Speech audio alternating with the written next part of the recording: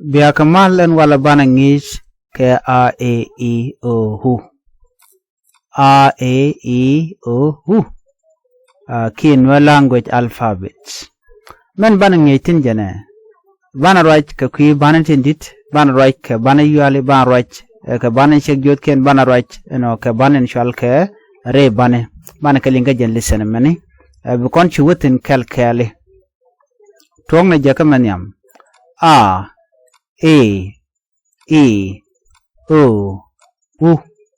A E I O U. Wa ya ba pa ma. Wa ya ba pa ma. Na nga nya ra. Na nga nya ra. Da za ta sa la. Da za ta sa la.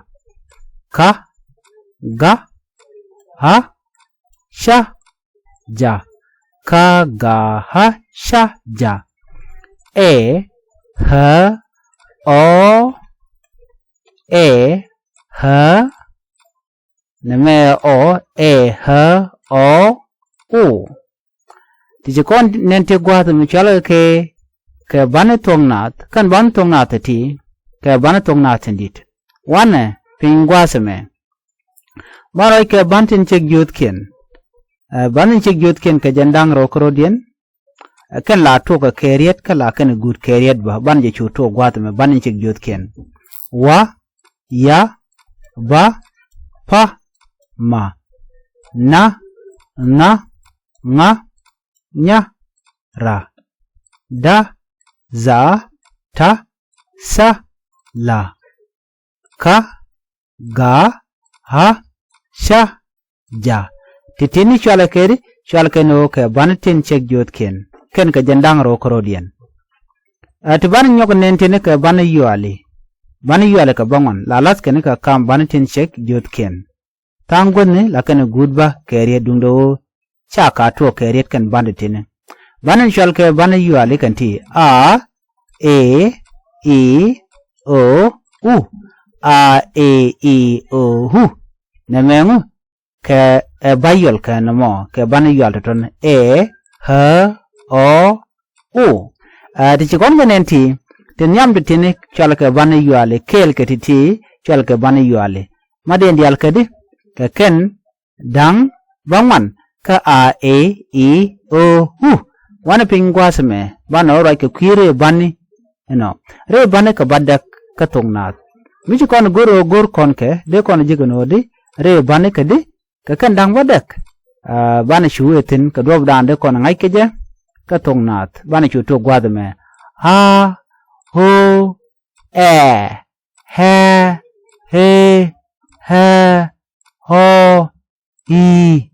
Titini kana chwal kedi chwal ke ire bane ha ho e he ho I no ka kadi ka kandang badak ka tung Thok Nath chana ben gwasame mugur konde kon ngach a set ka kak ha set ka kak no gorjana ben yodya ka dua bangwa a set ka kak ha set ka kak ha set ka kap kar dap tare kapaje gwada me ka kak set ka kar set ka lar no wana pin set ka han sharika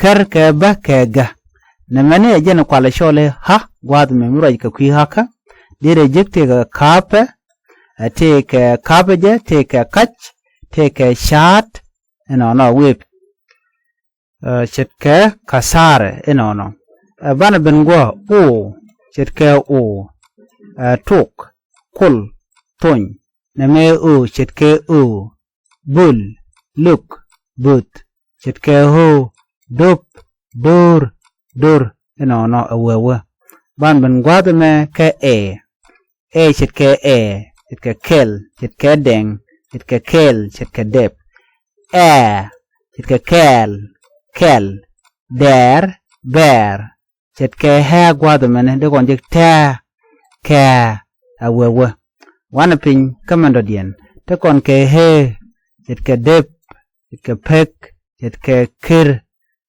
ano kirgat te kon ke chet ke kir chet ke dip te kon ke ha chet ke shat chet ke pat chet ke shat wo kon pin ano ti de wande kon ko gor ke jeno wo kon ko o chet ke o kon dol dop tor wo kon ben ko o bu kon jik ho te kon ke ko ke coach te kon ke coach awewe no me te wande ko kende kon ka ngach pin gwa de me den jik te kon ke kon ke piu ke dit te kon ke hi gwa de la hi gwa de me is very important ko der ander janga jenu hi nang ke je michi ben gwa de me ne mani chale hi dit piu to kon ke gir ke shir mi kon bu kon ko hu to kon ke gut to kon ke dut